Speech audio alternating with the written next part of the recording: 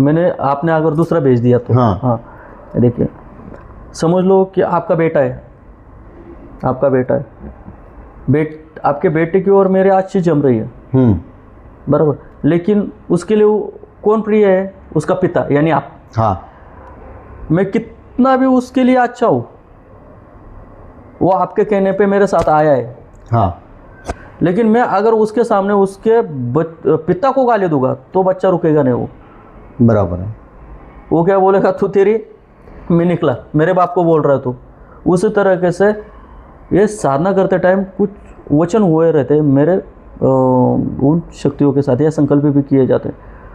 तो जब या फिर हम जो साधना करते तो वो शक्तियाँ हमारे पीछे रहती है या आसपास रहती है। जब कोई हमें धोखा देने की कोशिश या घात पहुंचाने की कोशिश करता है तो वो उनके ऊपर सीधा हमला बोल देते हैं।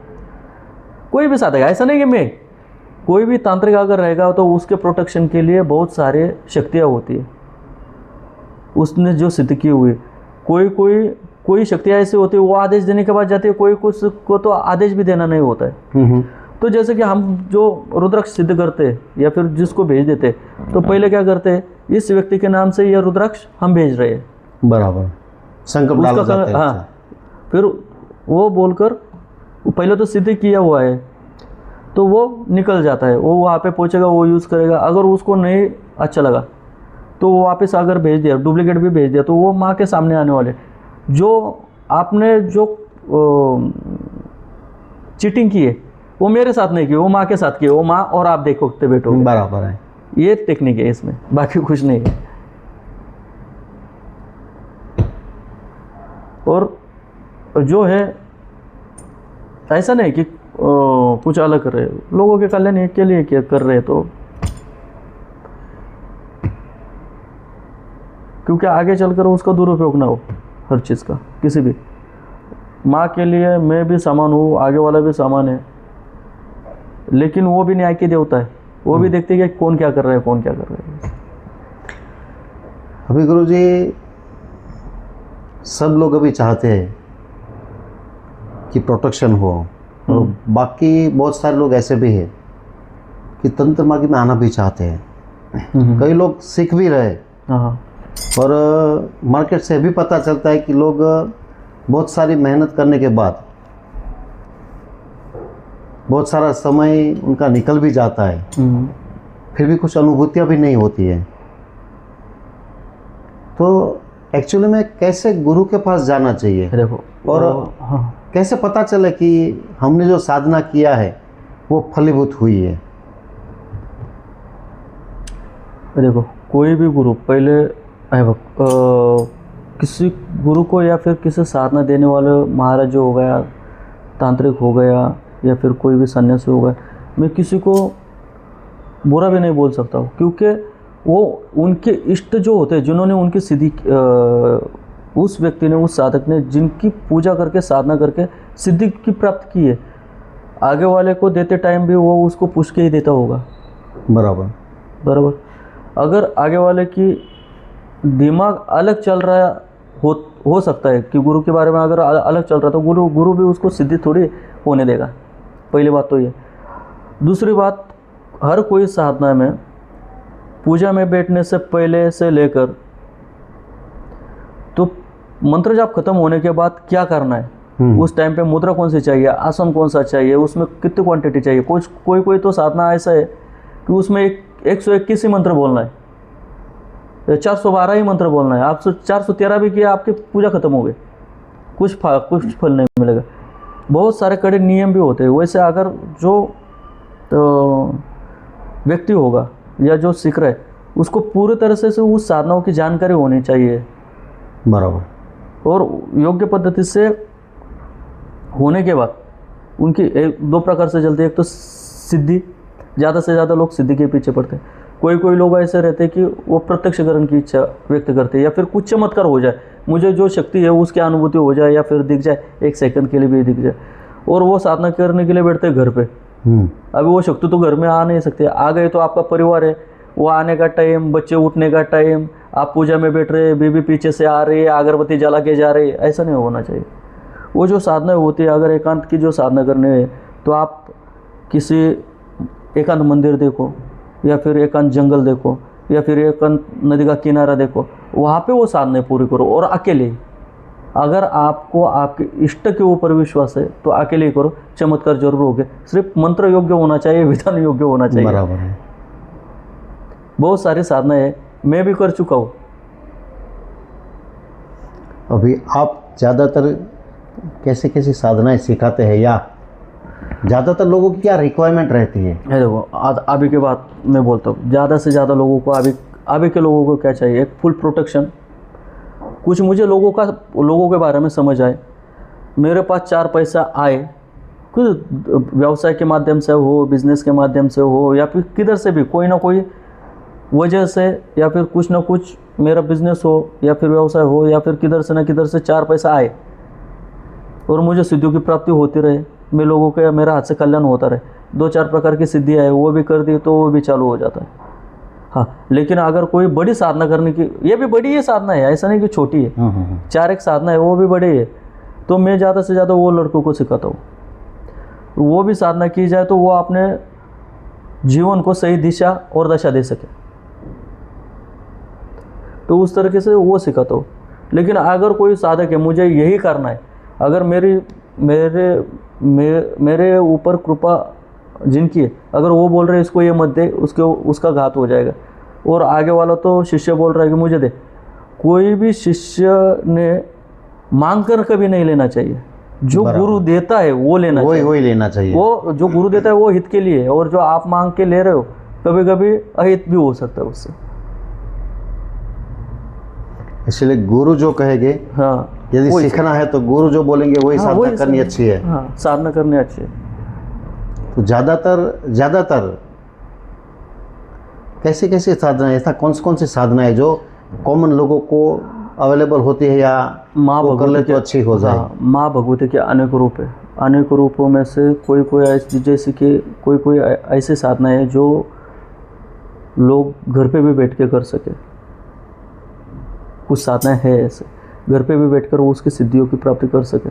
पारिवारिक हो तो किसी को कंडीशन नहीं होती कि मैं यार सब कुछ छोड़ दूँ और वहाँ पे जाकर मंदिर में बैठूँ और साधना करूँ, नहीं हो सकता। कोई किसी का कोई जो सिद्धियों की प्राप्ति के लिए घर पे भी साधना कर सकता है, लेकिन एकांत रूम होना चाहिए।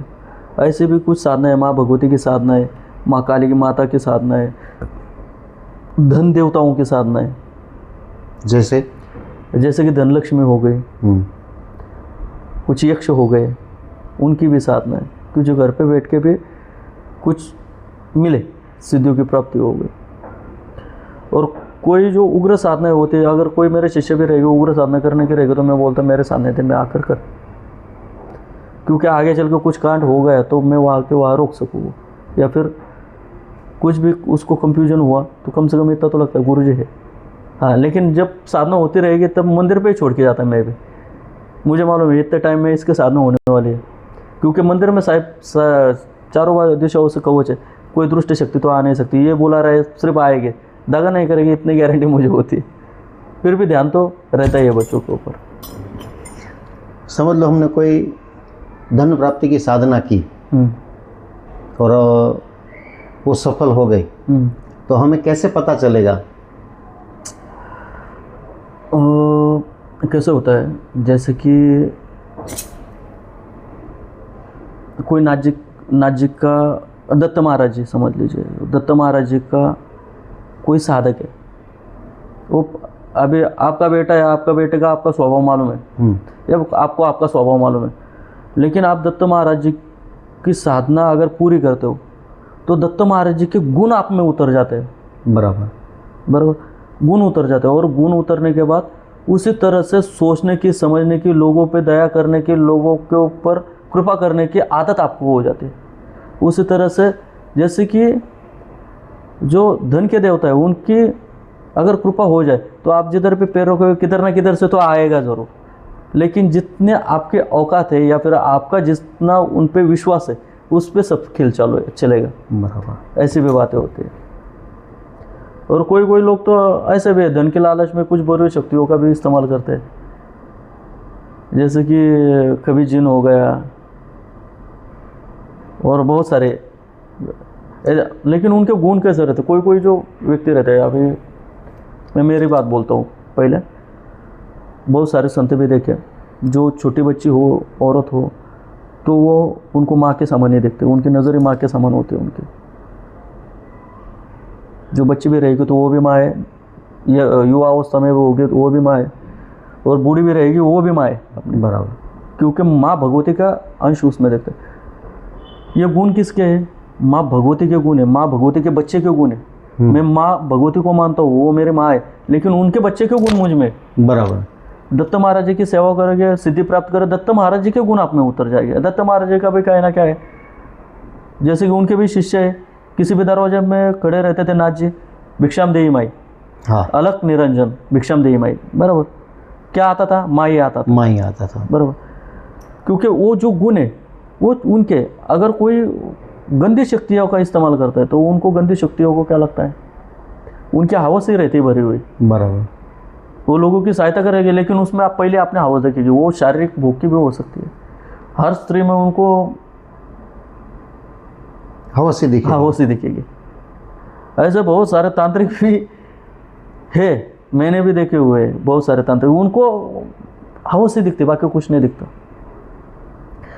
और कोई भी बड़ा साधक या भी कोई भी, ये देखो प्रकृति का नियम है, परमेश्वर का भी नियम है। अगर कोई दैत्य दानव ने भी, या फिर कोई भी दानव ने अगर तब साधना करके परमेश्वर को परम प्रसन्न किया, ब्रह्मा जी को प्रसन्न किया, या विष्णु जी को प्रसन्न किया, या शिव जी को प्रसन्न करके वरदान भी प्राप्त कर लिया, हाँ। अगर उस शक्ति का उपयोग धर्म के विरुद्ध करने जाए तो उनका वध भी उनके ही हाथों से हुआ था। लेकिन धर्म का ये कौन से जाल में फंसते थे? पहली बात तो धन या सत्ता, और दूसरी बात स्त्री। ये दो ही चीज़ें होती थी, ज़्यादा कुछ नहीं होता था।